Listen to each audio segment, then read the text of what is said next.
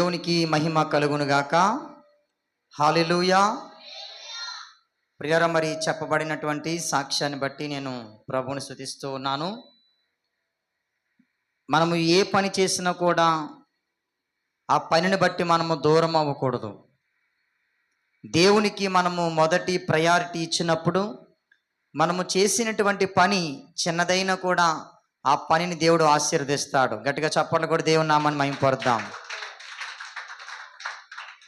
కాబట్టి మన శరీరము బలహీనమే కానీ ఆత్మ ఎప్పుడూ సిద్ధంగా ఉండాలి దేవుని ఆరాధించడానికి, దేవుని స్తుతించడానికి. అందుకే రాత్రికాల సమయంలో కూడా దేవుడు మనందరితో మాట్లాడాడు మంచి వాక్కు ద్వారా. కాబట్టి మనము ఇంకా ప్రార్థన చేద్దాం, దేవుడు మంచి ఆరోగ్యాలు ఇవ్వాలని. మరి ప్రియర మరి చెప్పినటువంటి సాక్ష్యాన్ని బట్టి దేవునికి మహిమ కలుగునుగాక. ప్రియరా, దేవుడు మనందరి జీవితాలలో ఎన్నో అద్భుతమైన కార్యాలు చేస్తూ ఉన్నాడు, ఆశ్చర్యమైన కార్యాలు చేస్తూ ఉన్నాడు ఆయన. మనమందరం కూడా దేవుని దగ్గర మేలులు పొందుకున్న వారమే. కాబట్టి మనమందరం కూడా సాక్ష్యాలు చెప్పవలసిన వారమై ఉన్నాము. అయితే దేవుడు చేసినటువంటి కార్యాలను కొంతమందికి వివరించడం తెలియదు. అయినా కూడా మనము ప్రభువా, నువ్వు నా పట్ల చేసిన మేలును బట్టి నేను స్తుతిస్తూ ఉన్నానని మీ హృదయాలలో ఎప్పుడు కూడా మీరు కృతజ్ఞత భావము కలిగి ఉండాలి. దేవుని ఎక్కువగా మీరు స్తుతించాలి, దేవుని ఎక్కువగా మీరు ఆరాధించాలి. అదే మీరు చేయవలసినటువంటి మొట్టమొదటి పని. కాబట్టి ఈ సమయంలో ప్రియర మనము మరి వాక్య సందేశానికి వెళ్దాం. మరి చర్చ్ చూడగానే మీకు ఏమనిపించింది అండి? నాకైతే ఆదివారం వచ్చేసరికి పెయింట్లు అయిపోవాలి అని ఇంచుమించుగా ప్రార్థన చేస్తున్నాను. ప్రార్థన చేస్తూ ఉంటే మరి ఇంతకుముందు సహోదరులు శ్రీను గారు నేను గతంలో పరిచర్య ప్రారంభంలో నేను వారి దగ్గర వర్క్ చేసేవాడిని. మరి పెద్ద మేస్త్రి గారు ఉండేవారు, దొరగారని, ఆయన దగ్గర వర్క్ చేసేవాడిని. ఆయన దగ్గర సూపర్వైజర్ గారు శ్రీను గారు ఒక ఆయన ఉండేవారు. చాలాసార్లు ఆయన్ని పెయింట్ అడిగాం కానీ ఎప్పుడు ఇవ్వలేదు. మన ఇంటికి పెయింట్ కావాలని అడిగినప్పుడు ఇవ్వలేదు. తర్వాత స్టిక్కరింగ్ చేస్తాను లాజర్ పాస్టర్ గారు, మీ ఇంటికి స్టిక్కరింగ్ చేయించండి అని చెప్పారు. అది చాలా కాస్ట్లీ, అది సరే అండి అని చెప్పాను, అది ఇవ్వలేదు.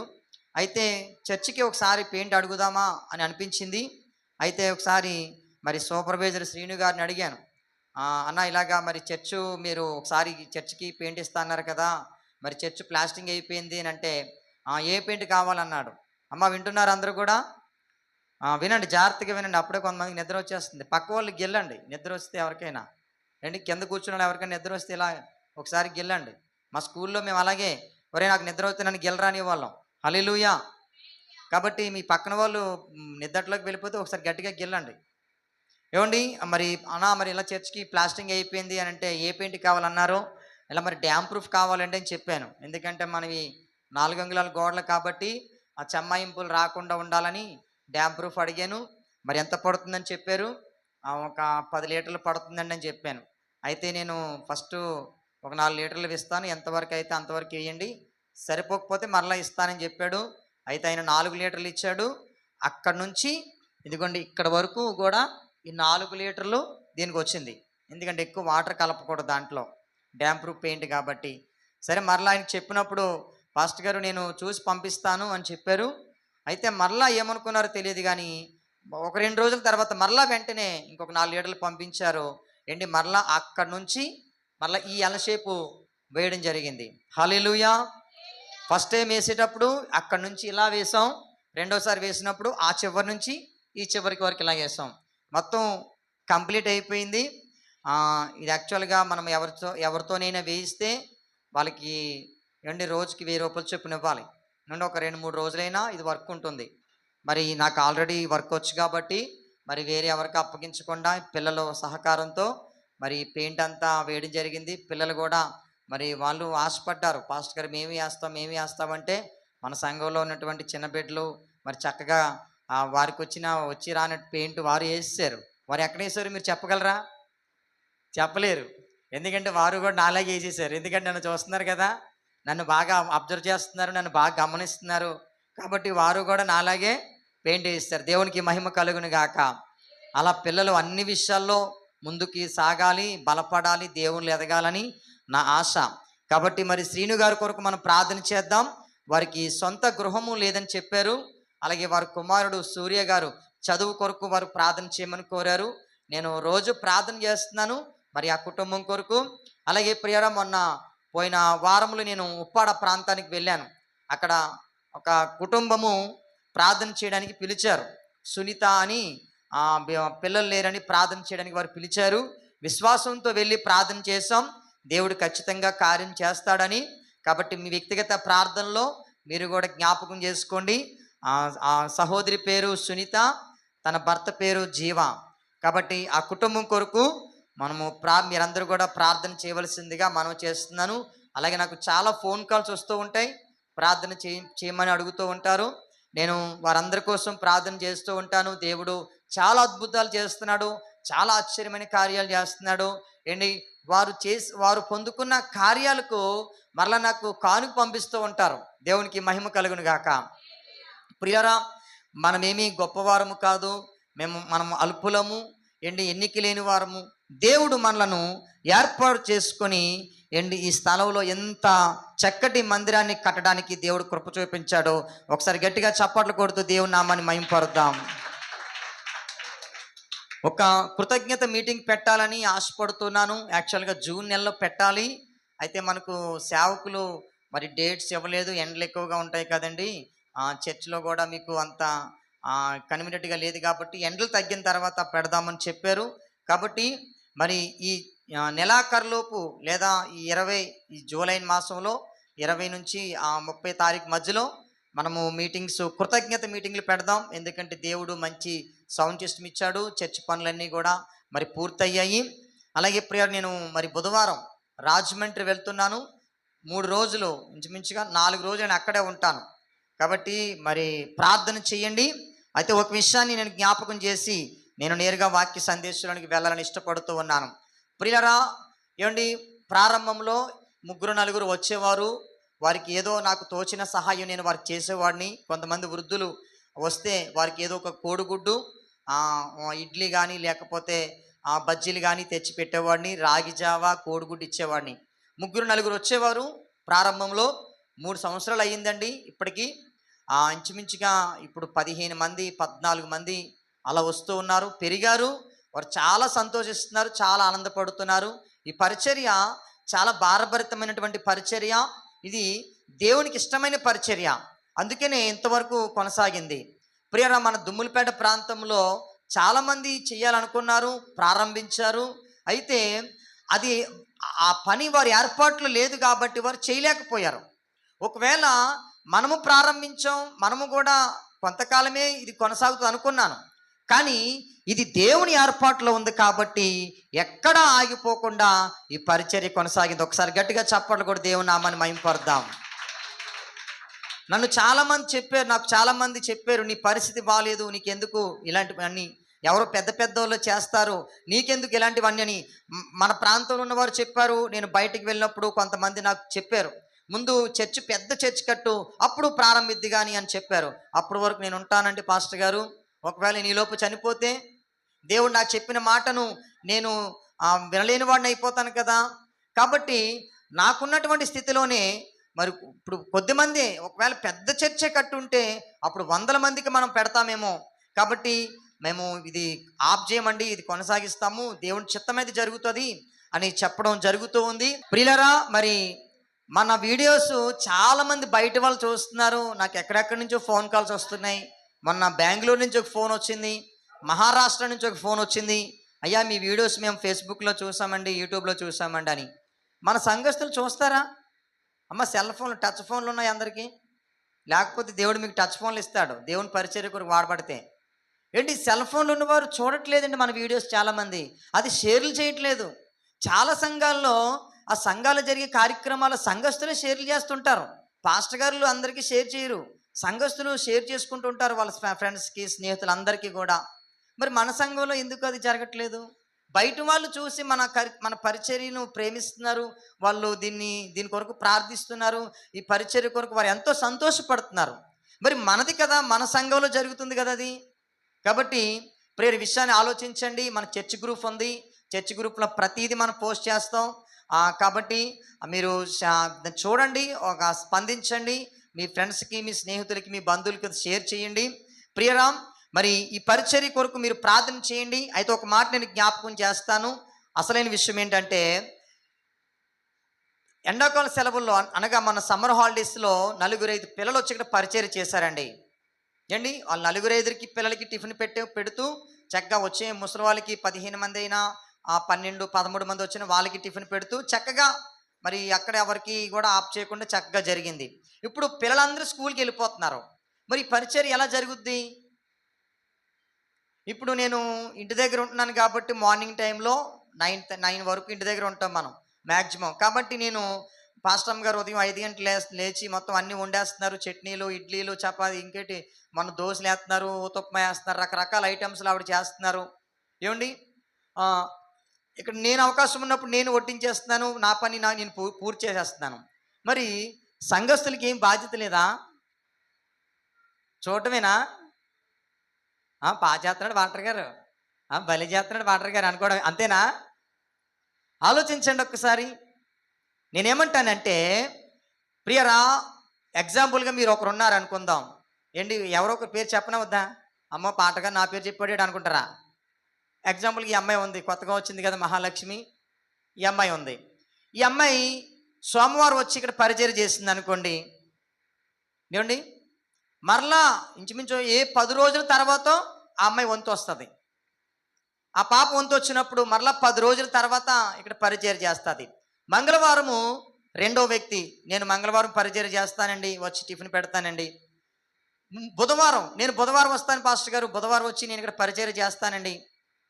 అలాగే నేను గురువారం వస్తానండి, గురువారం నేను పరిచర్య అలా రోజుకి కనీసం ఏంటి, మీరు ఒక రోజు మీరు ప్రారంభిస్తే మరలా 10 రోజుల తర్వాత మీకు వంతు వస్తుంది. ఈ 9 రోజులు మీరు పరిచర్య చేయక్కర్లేదు. ఏంటి, ఇలా చేస్తే పరిచర్య తేలిగ్గా ఉంటుంది కదా. ఒకరే చెయ్యాలంటే కష్టం. ఇప్పుడు నేను రాజమండ్రి వెళ్తున్నాను, 4 రోజులు ఉంటాను. ఈ పరిచర్య 4 రోజులు ఆపేద్దామా?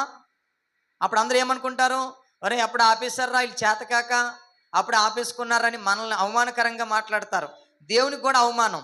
నేను లేకపోయినా కూడా పరిచర్య జరగాలంటే మీరందరూ ముందుకు రావాలి, మీరందరూ కూడా బాధ్యత తీసుకోవాలి. ఎందుకంటే ప్రియరా, నేను సోమరిపోతుని కాదు, సోమరివాడుని కాదు.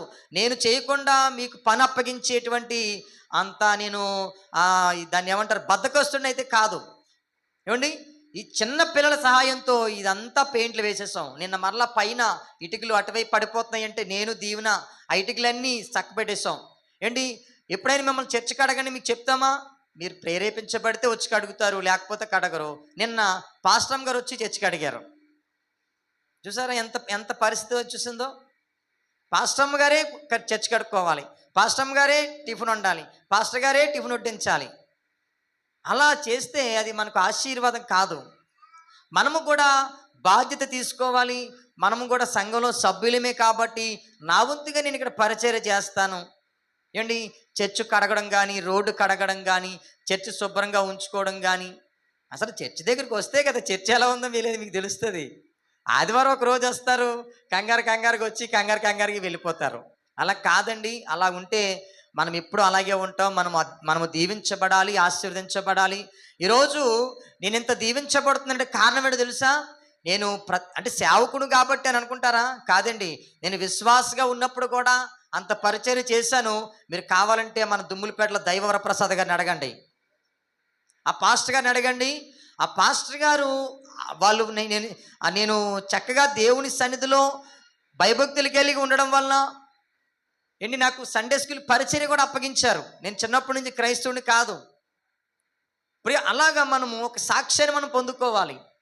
కాబట్టి మీరు కూడా బాధ్యతగా తీసుకుంటే ఏమండి, పరిచర్య ముందుకు కొనసాగుతుంది. నేనున్నా లేకపోయినా మరి పరిచర్య ఆగకూడదన్న ఆశ. ఎందుకంటే నేను అనేక రాష్ట్రాలకు వెళ్ళాలి, అనేక దేశాలకు వెళ్ళాలి. ఎందుకంటే దేవుడు నాకు పాస్పోర్ట్ కూడా ఇచ్చాడు, దేవుడు ప్రవచనం ఉంది. నేను అనేక చోట్లకు వెళ్ళాలి, దేవుని వాక్యాన్ని ప్రకటించాలి, అనేక మంది కొరకు ప్రార్థించాలి, ఏంటి డెలివరెన్స్ ప్రేయర్ చేయాలి, ప్రవచనాలు రిలీజ్ అవుతూ ఉండాలి. కాబట్టి దేవుడు నాకు ఇచ్చినటువంటి వాగ్దానాలు ఏవైతే ఉన్నాయో అవన్నీ నెరవేరాలంటే ఇక్కడ పని ఆగకూడదు. హల్లెలూయా. కాబట్టి వాక్యం అయ్యేలోపు మీరు ఒక నిర్ణయం చేసుకోండి, సోమవారం నేను చేస్తానండి పాస్టర్ గారు, అందరూ సోమవారం అనొద్దు. ఒకరు సోమవారం అన్నారంటే మంగళవారం ఇంకొకరు ప్రిపేర్ అయిపోండి. మంగళవారం ఫిలప్ అయిపోతే నేను బుధవారం వస్తాను. ఏమీ లేదండి, ఒక్క అరగంట మీకు ఇక్కడ పని ఉంటుంది. కరెక్ట్గా మీరు 7:15 గంటలకు వస్తారు. పావు గంటలో మీరు టిఫిన్ పెట్టేస్తారు. 8:30 కల్లా మరలా మీరు ఇంటికి వెళ్ళిపోవచ్చు. కాబట్టి ఒక అరగంట మాత్రమే ఇక్కడ మీకు పని ఉంటుంది. ఆ విషయాన్ని మీరు గమనించవలసిందిగా నేను మీకు మనవి చేస్తూ ఉన్నాను. అందరూ కూడా కళ్ళు మూసుకోండి, మనం ప్రార్థన చేసుకుందాం. అందరూ కళ్ళు మూసుకోవాలి. చిన్న ప్రార్థన చేసుకుని మనము నేరుగా వాక్య సందేశానికి వెళ్దాం.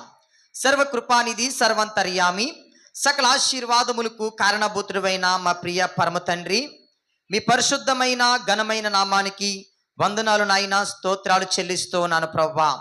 దేవా, ఇదిగో తండ్రి, ఇంతవరకు మీరు మాతో ఉన్నారు, మమ్మల్ని నడిపించారు.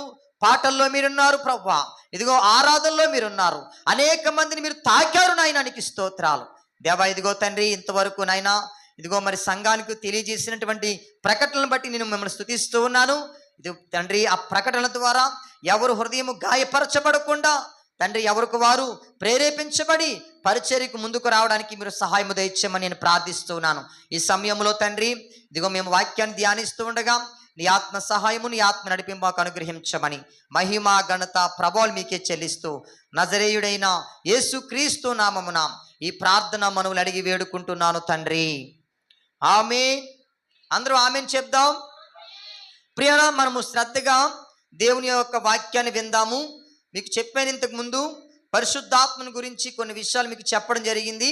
మిగిలిన విషయాలు మనము తర్వాత కాలంలో సమయాన్ని బట్టి నేను మీకు జ్ఞాపకం చేస్తాను అని చెప్పాను. కాబట్టి ఈ యొక్క ఉదయకాల సమయంలో మనము పరిశుద్ధాత్మ గురించి మరికొన్ని ప్రాముఖ్యమైనటువంటి విషయాలు మనము ధ్యానం చేద్దాం. రాత్రికాల సమయంలో సిద్ధపాటు కూడిక సందర్భాన్ని బట్టి ప్రియరా, అపవాది యొక్క తంత్రముల గురించి మనము ఆలోచన చేస్తాం. కొంతమంది రాలేదు, అది వీడియో రికార్డ్ కూడా చేయలేదు. కాబట్టి శనివారం ప్రార్థనకు ఎవరు మిస్ అవ్వద్దు. ఈ సమయంలో ప్రియరా, పరిశుద్ధాత్మ గురించి నేను ఒక క్లుప్తంగా మంచి విషయాలు మీకు తెలియజేయాలని ఇష్టపడుతున్నాను. బైబిల్లో రాయబడినటువంటి విషయాలు, అలాగే దేవుడు పరిశుద్ధాత్మ ద్వారా నాలో ఉంచినటువంటి కొన్ని విషయాలు మీ ముందు ఉంచాలని ఇష్టపడుతున్నాను. అందరూ శ్రద్ధగా మీరు గ్రహించవలసిందిగా నేను మనవి చేస్తున్నాను. ప్రియులారా, ఈ భూమి మీద మానవుని యొక్క ఉనికి ప్రారంభమైనప్పుడు మొట్టమొదటిగా తండ్రి అయినటువంటి దేవుని యొక్క ప్రస్తావన మనకు బైబిల్ గ్రంథంలో కనబడుతూ ఉంది. పాత నిబంధన అంతా మనం చూసినప్పుడు కొన్ని సందర్భాలలో యేసుక్రీస్తు వారి గురించి పరిశుద్ధాత్మ గురించి వ్రాయబడింది. కానీ నేరుగా ఎక్కువగా పాత నిబంధన అంతా కూడా లేదా ధర్మశాస్త్రం అంతా కూడా తండ్రి అయినటువంటి దేవుని యొక్క ఉనికి మనకు అక్కడ కనబడుతూ ఉంది. అందుకే గత వారం మీకు ఒక విషయాన్ని చెప్పాను. తండ్రి అయినటువంటి దేవునికి ఉన్నటువంటి లక్షణాలు ఏంటో చెప్పాను. నిజమైన తండ్రి ఏంటో మీకు నేను చెప్పడం జరిగింది. పోయిన వారము దేవుడు ఉన్నతమైన వాడు అన్న అంశాన్ని మీ ముందు ఉంచాను ప్రియారా. కాబట్టి పాత నిబంధనలో తండ్రి అయినటువంటి దేవుని ప్రస్తావన కనబడుతూ ఉంది. తండ్రి అయినటువంటి దేవుని యొక్క ఉనికి మనకు కనబడుతూ ఉంది. మలాకీ గ్రంథం వచ్చిన తర్వాత, మలాకీ గ్రంథము పూర్తయిపోయిన తర్వాత తండ్రి అయినటువంటి దేవుని ప్రస్తావన ఎక్కడ లేదు ప్రియారా. 400 సంవత్సరాలు దేవుని దర్శనాలు ఆగిపోయాయి. జాగ్రత్తగా వినాలి. 400 సంవత్సరాలు దేవుని దర్శనాలు ఆగిపోయాయి. 400 సంవత్సరాలు ప్రవక్తలు దేవుని యొక్క వాక్యాన్ని ప్రకటించడం మానేశారు. కళలు ఆగిపోయాయి, సేవకులు ఆగిపోయారు. అసలు దేవుడు అనేటువంటి పదమే ప్రజలందరూ మర్చిపోయారు. మీకు అర్థమవుతుందా?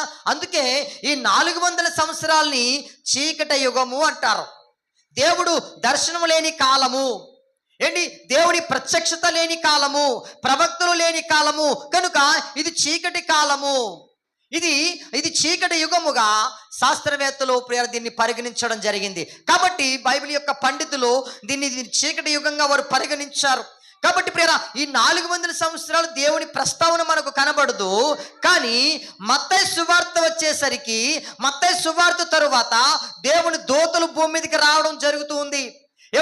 దేవుని గురించి అక్కడ కొన్ని మాటలు మనకు కనబడతాయి. ప్రియరా, యేసుక్రీస్తు వారు ఎదుగుతూ ఉన్నప్పుడు లేదా యేసుక్రీస్తు ఎదిగిన తర్వాత కూడా యేసుక్రీస్తు వారు తండ్రిని గురించి ఎక్కువ ప్రస్తావిస్తాడు. హల్లెలూయా. యేసుక్రీస్తు వారు చెప్పినటువంటి ప్రతి బోధలో కూడా తండ్రి ప్రస్తావన ఉంటుంది. యేసుక్రీస్తు వారు ప్రతి బోధలో కూడా తండ్రి ప్రస్తావన మనకు కనబడుతుంది. ఆయన ఏం చేసినా తండ్రి, తండ్రి తండ్రి తండ్రి, ప్రార్థించినా తండ్రి, ప్రార్థన ముగించినా తండ్రి, ఏంటి ఏదైనా అడగాలన్నా తండ్రి. ఇలా యేసుక్రీస్తు వారు తండ్రి గురించి ఎక్కువగా ఆయన ప్రస్తావిస్తాడు. తండ్రిని ప్రజలకు జ్ఞాపకం చేస్తూ ఉంటాడు. ఎందుకో తెలుసా? ప్రజలందరూ కూడా తండ్రిని మర్చిపోయారు. ఎందుకంటే దర్శనాలు ఆగిపోయాయి, ప్రవక్తలు ఎవరూ లేరు. ఏమండి, ఈ చీకటి యుగం తర్వాత ఈ ప్రజలందరూ కూడా దేవుని దర్శనాల కోసం ఎదురు చూస్తున్నారు, దేవుని కళల కోసం ఎదురు చూస్తున్నారు, ఈ ప్రవక్తల కోసం ఎదురు చూస్తున్నారు. కానీ తండ్రి అయినటువంటి దేవుని యొక్క ఉనికి అక్కడ మనకు కనుమరుగైపోయింది ప్రియరా. అందుకని యేసుక్రీస్తు వారు ఏం చేస్తారంటే ఆ తండ్రి అయినటువంటి దేవుని యొక్క ఉనికి గురించి ఆయన ప్రస్తావిస్తాడు. ఆ తండ్రి అయినటువంటి దేవుని యొక్క గొప్పతనాన్ని గురించి, ఆ తండ్రి యొక్క దేవుని కార్యాల గురించి, ఆయన చేసిన అద్భుతాల గురించి ప్రియులారా యేసుక్రీస్తు వారు ఎక్కువగా మనకు ప్రస్తావిస్తూ ఉంటారు. చాలా సందర్భాలు ఉన్నాయి. నేను దాని గురించి ఎక్కువగా మీకు జ్ఞాపకం చేయను, కానీ నేను అసలైనటువంటి సందేశానికి వెళ్తాను. ప్రియులారా, యేసుక్రీస్తు వారు భూమి మీదకి వచ్చి ఆయన మానవాళ్ళందరి కోసం ప్రాణం పెట్టి ఆయన సిలువలో వేలాడదీయబడి ఆయన ఆయన బలి అయిపోయిన తర్వాత, సమాధి చేయబడిన తర్వాత 3 దినాలు ఆయన తిరిగి లేచిన తర్వాత యేసుక్రీస్తు వారు శిష్యులకి ఏమని చెప్తాడు తెలుసా? నేను వెళ్ళిపోతున్నాను, మీ కొరకు ఆదరణకర్తను పంపిస్తాను, మీ కొరకు పరిశుద్ధాత్మను పంపిస్తాను. ఇదిగో నేను వెళ్ళిన తర్వాత మీ కొరకు పరిశుద్ధాత్ముడు వస్తాడు, మిమ్మల్ని అనాథులుగా విడువు అని అనేక పర్యాయములు యేసుక్రీస్తు వారు పరిశుద్ధాత్మని గురించి మాట్లాడడం ప్రారంభిస్తాడు. ఆయన ఆత్మను పొందుకోండి, ఆత్మను పొందుకోండి, పరిశుద్ధాత్మను మీరు పొందుకోవాలి, పరిశుద్ధాత్ముడు నేను మీకు ఏదైతే బోధించానో పరిశుద్ధాత్ముడు కూడా మీకు అవే బోధిస్తాడు అని ఆయన మిమ్మల్ని సర్వసత్యములోనికి నడిపిస్తాడు అని ప్రియారా యేసుక్రీస్తు వారు పరిశుద్ధాత్మని గురించి ప్రస్తావిస్తూ వచ్చాడు. ఆయన వెళ్ళిపోయిన తర్వాత చూడండి ఒక్కసారి అపోస్తలుల కార్యాలు 1వ అధ్యాయములో కొన్ని మాటలు మనకి ఇక్కడ కనబడుతూ ఉంటాయి. అపోస్తలుల కార్యాలు 1వ అధ్యాయము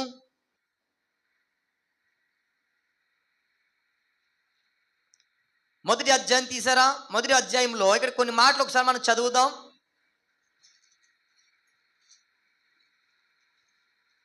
చూడండి ఇక్కడ ఏమంటాడంటే, ఎన్నో వచనము 7వ వచనం చదువుదాం. ఆ కాలములను సమయములను తండ్రి తన స్వాధీనంలో ఉంచుకొని ఉన్నాడు, వాటిని తెలుసుకునట మీ పని కాదు.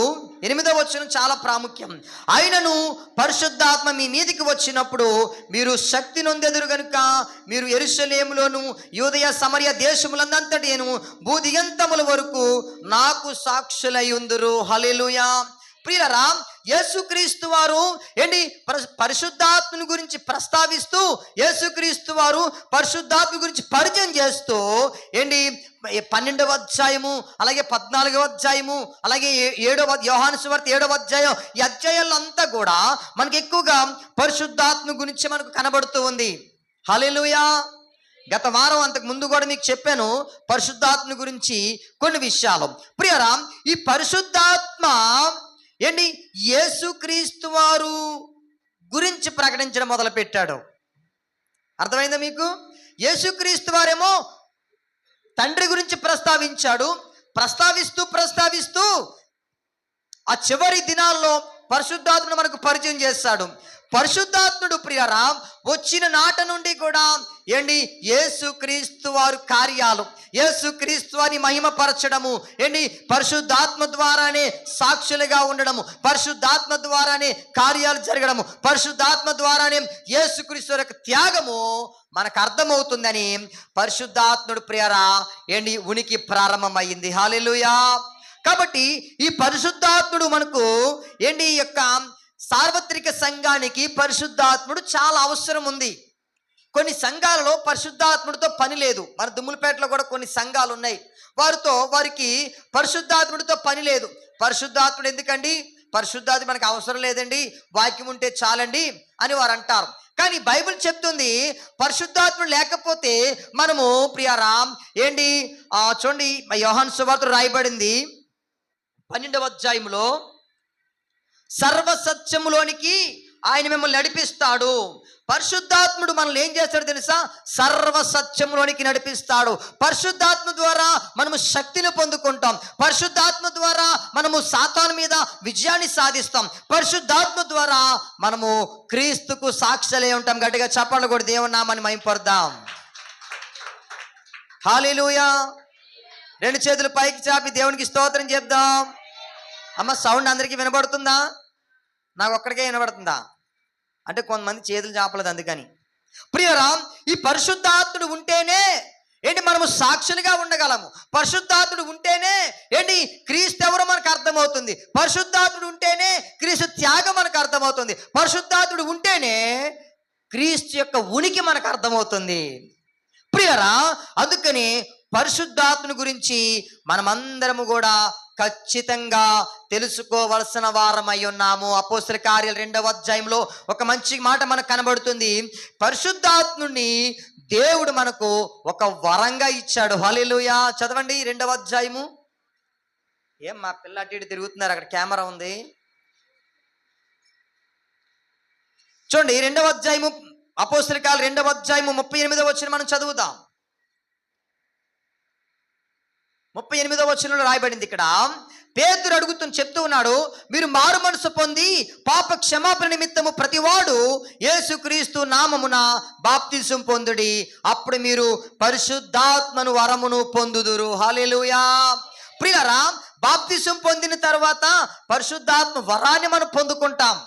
ఒకరోజు ఈ అపోస్తలులు ప్రార్థన చేస్తే అనేక మంది దేవుని ఆత్మను పొందుకుంటున్నారు, అన్య భాషలు మాట్లాడుతున్నారు, శక్తిని పొందుకుంటున్నారు. ఒక ఆయన చూశాడు, ఆయన పేరు సీమోను. ఆయనకి ఇంకొక పేరు ఉంది, గారడి సీమోను అంటారు.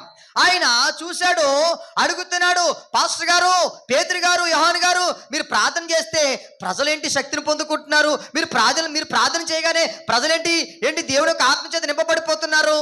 అదేదో నాకు కూడా ఇవ్వండి పాస్టర్ గారు, 4 రూపాయలు సంపాదించుకుంటాను. ఒక ఆయన అడుగుతున్నాడు, గారడి సీమోను, మ్యాజిక్లు చేసేవాడు, సోది చెప్పుకుంటూ బ్రతికే వ్యక్తి అడుగుతున్నాడు, మీరు ప్రార్థన చేయగానే వారు శక్తిని పొందుకుంటున్నారు, మీరు ప్రార్థన చేయగానే వారు ఆత్మను పొందుకుంటున్నారు, అదేదో నాకు కూడా ఇవ్వండి. నేను ప్రార్థన చేయగానే వారు కింద పడిపోవాలి, నేను ప్రార్థన చేయగానే వారు శక్తిని పొందుకోవాలని పరిశుద్ధాత్మని అదేంటో తెలియక అదేదో నాకు కూడా ఇవ్వండి. ప్రియులరా, కొంతమంది ఉంటారు, బాప్తిసం పొందరు, మారు మనసు పొందరు, పరిశుద్ధాత్ముడు కావాలి. మరలా పైగా వాళ్ళు ఏమంటారంటే, పరిశుద్ధాత్ముడు నా మీదకి వచ్చేస్తాడు, నేను పరిశుద్ధాత్మను పొందేసుకున్నాను, బాప్తిసం పొందకుండానే, మారు మనసు పొందకుండానే. ఆ ప్రారంభ దినాల్లో జరిగింది. పరిశుద్ధాత్ముడు ఉన్నాడో లేదో తెలియకైనే వారు ఏం చేశారంట? ఆత్మను పొందుకున్నారంట. మరి ఇప్పుడు పరిశుద్ధాత్మ గురించి బైబిల్లో రాయబడింది. పరిశుద్ధాత్మని ఎప్పుడు నువ్వు పొందుకుంటావు? ఎప్పుడు ఆయన నీ మీదకి వస్తాడు? ఆయన ఎప్పుడు నువ్వు అనుభవిస్తావు? ఆ వరాన్ని దేవునికి ఎప్పుడు ఇస్తాడంటే, నువ్వు మారు మనసు పొందినప్పుడు, నువ్వు బాప్తిసం పొందినప్పుడు పరిశుద్ధాత్మని వరాన్ని మీ మీదకి దేవుడు ఇస్తాడు. హల్లెలూయా. అందుకే అంటాడే కదా, పరిశుద్ధాత్మని వరం, పరిశుద్ధాత్మని ఒక వరముగా దేవుడు మీకు అనుగ్రహించాడు. హల్లెలూయా అంటాడు. ఈ వాగ్దానం మీకును మీ పిల్లలకును దూరస్తులందరికీ అనగా ప్రభువైన మన దేవుడు తన యొద్దకు పిలిచిన వారందరికీ చెందునని వారితో చెప్పెను. అందరూ పొందుకోవాలి, అందరూ దేవుని యొక్క ఆత్మను పొందుకోవాలి, అందరూ దేవుని ఆత్మ చేత నింపబడాలి, అందరూ శక్తిని పొందుకోవాలి. హల్లెలూయా. చేతులు పైకి లేపాలి. ప్రియరా, మనము బాప్తిసం పొందినప్పుడు, మారు మనసు పొందినప్పుడు పరిశుద్ధాత్మను మనము పొందుకుంటాము. ఈ పరిశుద్ధాత్మని పొందుకున్న తర్వాత, లేదా పరిశుద్ధాత్ముడు నాలోకి వచ్చిన తర్వాత, లేదా మనలోనికి వచ్చిన తర్వాత ఆయన ఏం చేస్తాడు? ఏం చేస్తాడు చెప్పండి? హల్లెలూయా. ప్రియరా, దెయ్యం పట్టుకున్న వ్యక్తిని చూశారనుకోండి మీరు, దెయ్యం పట్టుకున్న వ్యక్తి ఏం చేస్తాడు? మొట్టమొదటిగా జుట్టు పీక్కుంటాడు, తర్వాత వస్త్రాలు చింపుకుంటాడు, తర్వాత వీధుల్లో తిరుగుతూ ఉంటాడు, అక్కడక్కడ తిరుగుతూ ఉంటాడు, వస్త్రాలు చింపుకుంటాడు, జుట్టు పీక్కుంటాడు, వికృతమైనటువంటి చేష్టలు చేస్తూ ఉంటాడు. ఎవరంటే ఆ వ్యక్తులు ఏముంది? ఒక దురాత్మ ఉంది. అప్పుడప్పుడు చూడండి, కొంతమంది ఆ బ్రాంతి షాప్ దగ్గర పడుకుంటారు. ఏట్రా బాబు, వీళ్ళకి ఇల్లు లేదా, ఎక్కడెందుకు పడుకున్నారంటే దురాత్మ పట్టేసింది వాళ్ళకు. ఆ తారక రామారావు గేటు దగ్గర కొంతమంది పడుకుంటారు. అరే ఏంట్రా ఇది అంత హాయిగా ఉందా, వీళ్ళకు చక్కగా ఇల్లు ఉంది కదా, చక్కగా కుటుంబం ఉంది కదా, వీళ్ళేంట్రా ఎక్కడ పడుకున్నారు అనుకుంటాను ఒక్కొక్కసారి. అప్పుడు నేను ఆలోచిస్తాను, అడుగుతాను, ప్రభువా ఏంటి వీళ్ళు ఎక్కడ పడుకున్నారంటే, వాళ్ళు దురాత్మ ఉంది నాయన అంటాడు ఆయన. హల్లెలూయా.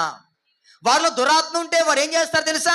ఏంటి డ్రైనేజీల్లో పడుకుంటారు, ఆ పెంటల్లో పడుకుంటారు, ఆ బ్రాందీ షాపుల దగ్గర పడుకుంటారు. దురాత్మలు ఉన్నవారు, దురాత్మలు చేతబడుల చేత, ఏంటి చీకటి శక్తులు, అంధకార శక్తులు, సాతాను శక్తుల చేత బంధింపబడి వారు రోడ్ల మీద ఏంటి కొంతమంది ఊగుతూ నడుస్తూ ఉంటారు. మీరు ఎవరు చూసారా?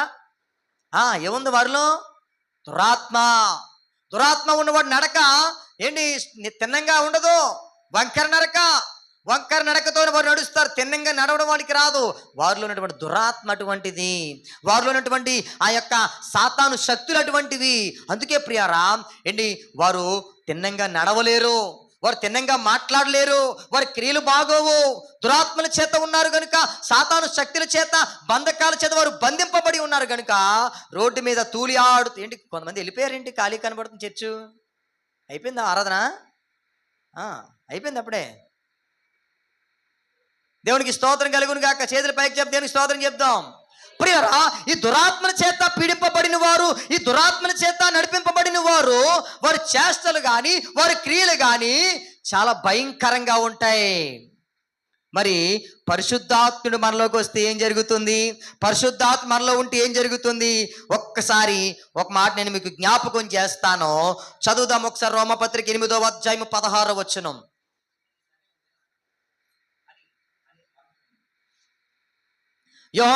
రోమపత్రిక 8వ అధ్యాయం త్వరగా 16వ వచనం చదువుదాం. మనము దేవుని పిల్లలమని ఆత్మ తానే మన ఆత్మతో కూడా సాక్ష్యమిచ్చుచూ ఉన్నాడు. హల్లెలూయా. ప్రియులారా, ఏంటి మనము పరిశుద్ధాత్మ మనలో ఉంటే ఏం జరుగుతుందో తెలుసా? మనము దేవుని పిల్లలమన్న విషయాన్ని మనం గుర్తించగలుగుతాము. హల్లెలూయా. ఏంటి పరిశుద్ధాత్మ మనలో ఉంటే నేను దేవుని కుమారుడను, నేను దేవుని కుమార్తెనని సత్యము మీకు అర్థమవుతుంది. అందుకే పరిశుద్ధాత్మ మనలోనికి వస్తే ఆయన చేసేటువంటి మొట్టమొదటి యోహాను పత్రిక 3వ అధ్యాయము 24వ వచనం మనం చదువుదాం. యోహాను మొదటి పత్రిక 3వ అధ్యాయం 24వ వచనం త్వరగా తీసారా? చదవండి.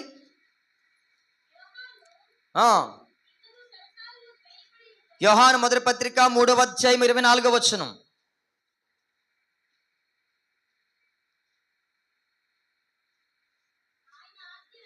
ఆయన ఆజ్ఞలను గైకొనువాడు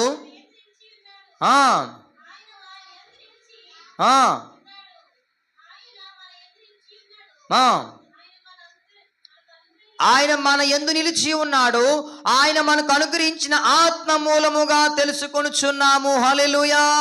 ప్రియరా, పరిశుద్ధాత్ముడు పనేంటో తెలుసా? మనము దేవుని యందున్నామని, దేవుడు మన యందున్నాడని మనము గ్రహించగలుగుతాం. అదే ఇక్కడ అన్నాడు కదా, ఆయన మన యందు నిలిచి ఉన్నాడని ఆయన మనకు అనుగ్రహించిన ఆత్మ మూలముగా తెలుసుకొందుము. పరిశుద్ధాత్మ నీలో ఉంటే నువ్వెవరివో నీకు అర్థమవుతుంది. నీవు దేవుని యందున్నావని, నువ్వు దేవుని బిడ్డవని, దేవుడు నీ యందున్నాడని, ఆయన నీ పక్షాన ఉన్నాడని పరిశుద్ధాత్మ ద్వారానే మనము తెలుసుకో. ప్రియరా, చూడండి, మనము దేవుని యందున్నామని, దేవుడు మన యందున్నాడని ఏంటి ఎలా తెలుస్తుందో తెలుసా? ఒక క్రియ, ఒక కార్యము, ఒక ఆజ్ఞ. మిమ్మల్ని మీరు ఎలాగైతే ప్రేమించుకొనుచున్నారో అలాగే ఏమన్నాడు? మీలో ఒకరినొకడు ప్రేమించుకొనుడి. నేను మిమ్మల్ని ఎలాగైతే ప్రేమిస్తూ ఉన్నానో అలానే మీరు కూడా ఒకరినొకడు ప్రేమించుకోవాలి. ప్రియరా, పరిశుద్ధాత్ముడు మనలో ఉన్నప్పుడు మనము దేవుని యందున్నామని, దేవుడు మన యందున్నాడని, దేవుని మనం యందుంటే, మనము దేవుని యందుంటే మనం ఏం చేస్తామని విషయం మనకు అర్థమవుతుంది. హల్లెలూయా. కాబట్టి పరిశుద్ధాత్ముడు మన వ్యక్తిగత జీవితంలో ఆయన చేసేటువంటి మొట్టమొదటి పని. రెండో పని యోహాను సువార్త 14:26 వచనం మనం చదువుదాం. ఇందాక మీకు జ్ఞాపకం చేశాను. ఆదరణకర్త అనగా తండ్రి నామమున పంపబోవు పరిశుద్ధాత్మ సమస్తమును మీకు బోధించి మీతో చెప్పిన సంగతులన్నిటినీ జ్ఞాపకము చేయును. హల్లెలూయా. ప్రియరా, పరిశుద్ధాత్ముడు వచ్చి ఏం చేస్తాడు తెలుసా? నీకు బోధిస్తాడు. అమ్మ వింటున్నారా? చెప్పండి, పరిశుద్ధాత్ముడు ఏం చేస్తాడు చెప్పండి. అందరూ చెప్పాలి, అందరూ చెప్పాలి. పరిశుద్ధాత్ముడు నాకు బోధిస్తాడు. ఇప్పుడు పక్కవారు చేయి పట్టుకొని, పరిశుద్ధాత్ముడు నీకు బోధిస్తాడు. అమ్మ చెప్పారు అందరూ కూడా. పరిశుద్ధాత్ముడు ఒక బోధకుడుగా ఉన్నాడు. ఆయన ఉపదేశించేవాడుగా ఉన్నాడు. ఆయన బోధించేవాడు. అందుకే నా నాయకుడవు, నా నావికుడవు, నా బోధకుడవు, నా స్నేహితుడవు, నా నాయకుడవు, నా నావికుడవు, నా బోధకుడవు, నా స్నేహితుడవు. రండి రండి రండి రండి పరిశుద్ధాత్ముడా, రండి రండి రండి రండి పరిశుద్ధాత్ముడా, రండి రండి రండి రండి పరిశుద్ధాత్ముడా, రండి రండి రండి రండి పరిశుద్ధాత్ముడా. హల్లెలూయా. ప్రియరా, పరిశుద్ధాత్ముడు బోధిస్తాడో, పరిశుద్ధాత్మ మనలోకి వచ్చిన తర్వాత మనల్ని ఏం చేస్తాడంటే, మూడవదిగా రోమపత్రిక 8వ అధ్యాయము 14వ వచనం మనం చదువుదాం. ముగిస్తాను ఈ మాట చెప్పి. రోమపత్రిక 8వ అధ్యాయము 14వ వచనం. దేవుని ఆత్మ చేత అనగా పరిశుద్ధాత్మ చేత ఎందరూ నడిపింపబడుదురో వారందరూ దేవుని కుమారులై ఉందురు. హల్లెలూయా. ప్రియరా, పరిశుద్ధాత్మ మనలోనికి వచ్చినప్పుడు ఏం చేస్తాడంటే, ఆయన మనల్ని నడిపిస్తాడు, చెయ్యి పట్టి నడిపిస్తాడు. ప్రియరా, మనం ఏ స్థితిలో ఉన్నా, మనం ఏ పరిస్థితిలో ఉన్నా, నీ స్థితి అంతా ఎరిగిన వాడు పరిశుద్ధాత్ముడు. పరిశుద్ధాత్ముడు యందు నువ్వు ఉన్నప్పుడు, నీ యందు పరిశుద్ధాత్ముడు ఉన్నప్పుడు, ప్రియరా, పరిశుద్ధాత్ముడు చెయ్యి పట్టి నిన్ను నడిపిస్తాడు. ఆయన నీ చెయ్యి పట్టి నడిపించకపోతే దురాత్మలు మిమ్మల్ని నడిపిస్తాయి. అర్థమవుతుందా? అందుకే మీ చెయ్యి ఎవరికి ఇవ్వాలి? పరిశుద్ధాత్ముడికి ఇవ్వాలి. గట్టిగా చెప్పలు కూడా దేవుని నామాన్ని మహిమపరుద్దాం. ఇప్పుడు చెప్పండి, మన చెయ్యి ఎవరికి ఇవ్వాలి? పరిశుద్ధాత్ముడికి ఇవ్వాలి. నీ హస్తము పరిశుద్ధాత్ముడి యొక్క హస్తములో నువ్వు ఉంచినప్పుడు, నీ హస్తము పరిశుద్ధాత్ముడికి అప్పగించినప్పుడు ఏంటి, పరిశుద్ధాత్ముడు నిన్ను నడిపిస్తాడు. హల్లెలూయా. ఆయన జీవ మార్గంలోనికి నడిపిస్తాడు. జీవ మార్గంలోనికి ఆయన మిమ్మల్ని నడిపించడానికి ఆయన ఇష్టపడుతూ ఉన్నాడు. హల్లెలూయా. అందుకే ప్రియారా, ఈ కడవరి దినాల్లో మనమందరం కూడా ఆత్మను పొందుకోవాలి, పరిశుద్ధాత్మ చేత నింపబడాలి, పరిశుద్ధాత్మ చేత అభిషేకించబడాలి. అందుకే నేను ఇంచుమించుగా 3 వారాల నుంచి 4 వారాలు నాకు దేవుడు ఒక ప్రేరేపణ ఇస్తున్నాడు. ప్రార్థన చేస్తున్నప్పుడు ప్రేయర్ ఆయిల్ రాసి అభిషేక ప్రార్థన చేయమని దేవుడు ప్రేరేపిస్తున్నాడు. అయితే ఒక ఆదివారం అభిషేక ప్రార్థన చేస్తాం, దేవుడు ఆత్మచేత మీరు అందరూ నింపబడ్డారు. ప్రియరా, ఈ రోజు కూడా అటువంటి అనాయింటింగ్ ప్రేయర్ జరగబోతుంది. 4వదిగా నేను జ్ఞాపకం చేస్తూ ఉన్నాను. చూడండి, పరిశుద్ధాత్మ మనలోనికి వచ్చినప్పుడు, అదే రోమపత్రిక 8వ అధ్యాయం 26వ వచనం చదువుదాం. ఏం జరుగుతుందో, పరిశుద్ధాత్మ మనలోనికి వచ్చినప్పుడు ఏం జరుగుతుందో చదువుదాం. అటువలే పరిశుద్ధాత్మయు మన బలహీనతను చూచి సహాయము చేయుచున్నాడు. ప్రియరా, పరిశుద్ధాత్ముడు ఏం చేస్తున్నాడంట? మన బలహీనతలను చూచి మనకు సహాయం చేస్తున్నాడంట. రాత్రి మీకు చెప్పాను, మనం ఎక్కడ బలహీనంగా ఉంటామో అపవాది అక్కడికి వచ్చేస్తాడు. కాబట్టి మనము బలహీనులుగా కనబడకూడదు అపవాదికి. అపవాది కంటే ముందు మన దగ్గరికి ఎవరు రావాలంటే పరిశుద్ధాత్ముడు రావాలి. పరిశుద్ధాత్ముడు నువ్వు ఉన్నప్పుడు పరిశుద్ధాత్ముడు నువ్వు పిలవకపోయినా వచ్చేస్తాడు. హల్లెలూయా. మనం ఎందుకు రండి రండి రండి పరిశుద్ధాత్ముడా అని ఎందుకు మనం పాటలు పాడతామంటే, కొంతమందిలో పరిశుద్ధాత్ముడు ఉండడు. మందిరానికి వస్తున్నాం కదా పాస్టర్ గారు అంటే వస్తాం, కానీ పరిశుద్ధాత్మ నువ్వు స్థలం ఎక్కడిచ్చావు? పరిశుద్ధాత్ముడు నీ హృదయములు ఎక్కడ స్థానం ఇచ్చావు? పరిశుద్ధాత్మ నీ గృహములు ఎక్కడ స్థానం ఇచ్చావు? పరిశుద్ధాత్ముడు ఉండడు. అందుకే గొంతు దించుకొని పాడాల్సి వస్తుంది. హల్లెలూయా. ప్రియరా, పరిశుద్ధాత్ముడు మనలో ఉన్నప్పుడు ఏం జరుగుతుందో తెలుసా? ఆయన మన బలహీనతలను చూచి మనకు సహాయము చేస్తున్నాడంట. సహాయం చేస్తున్నాడు. తర్వాత చదవండి. ఏలయనగా మనము యుక్తముగా ఎలాగు ప్రార్థన చేయవలెనో మనకు తెలియదు గాని ఉచ్చరింప శక్యము కాని మూలుగలతో ఆ పరిశుద్ధాత్ముడు తానే మన పక్షమున విజ్ఞాపన చేయుచున్నాడు. గట్టిగా చప్పట్లు కొట్టి దేవుని నామమును మహిమపరుద్దాం. ప్రియులారా, ప్రార్థన చేయడం రాకపోతే పరిశుద్ధాత్ముడే మన పక్షాన ఉండి ప్రార్థన చేస్తున్నాడంట. మనకి ఎలా ప్రార్థన చెయ్యాలో తెలియదు, యుక్తముగా ఎలా ప్రార్థన చెయ్యాలో తెలియదు, ఎలా మన ప్రభుని అడగాలో తెలియదు.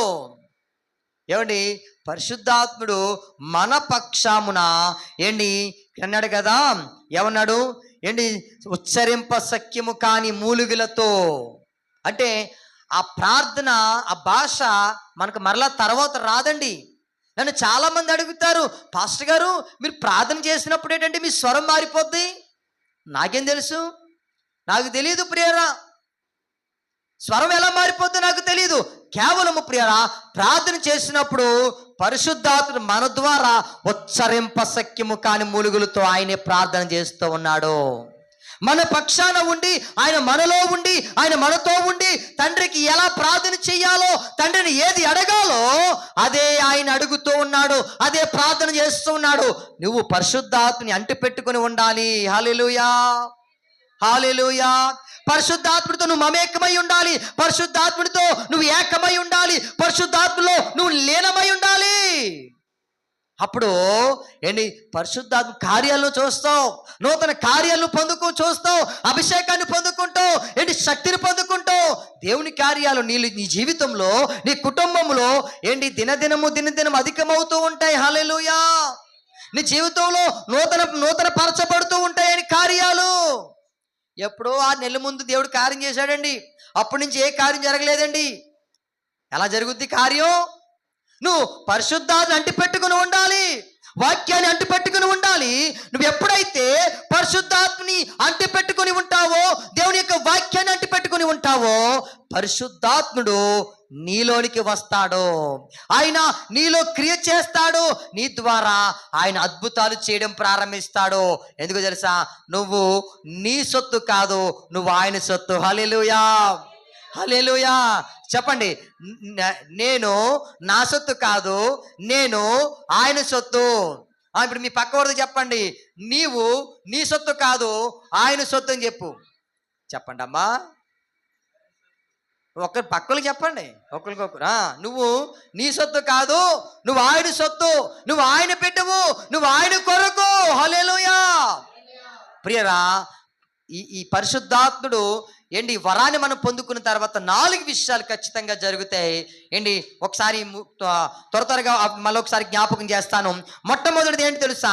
పరిశుద్ధాత్ముడు నీలోనికి వచ్చినప్పుడు ఏం జరుగుతుంది? చదవాలి, చెప్పాలి, ఏం జరుగుతుంది? పరిశుద్ధాత్ముడు ప్రియరా మనలోనికి వచ్చినప్పుడు మనము దేవుని బిడ్డలముగా ఏంటి? దేవుని పిల్లలమవుతాము. ఆత్మచేత మనము నడిపించబడతాము. ఉచ్చరింప సఖ్యము కాని మూలుగులతో ఆయనే మన పక్షాన ప్రార్థన చేస్తాడు. హల్లెలూయా. కాబట్టి ఏంటి ప్రియరా, మనము మన పక్షాన పరిశుద్ధాత్ముడు ఉన్నాడు, మన పక్షాన పరిశుద్ధాత్ముడు ఉన్నాడు, మనలో పరిశుద్ధాత్ముడు ఉన్నాడు. అందుకనే ప్రియరా, మనం ఎప్పుడు కూడా మనము పరిశుద్ధాత్మ సహాయాన్ని కోరుకోవాలి. పరిశుద్ధాత్మ లేకుండా మనం ఏమి సాధించలేమండి. పరిశుద్ధాత్మ లేకుండా మనం ఏమి జయించలేము.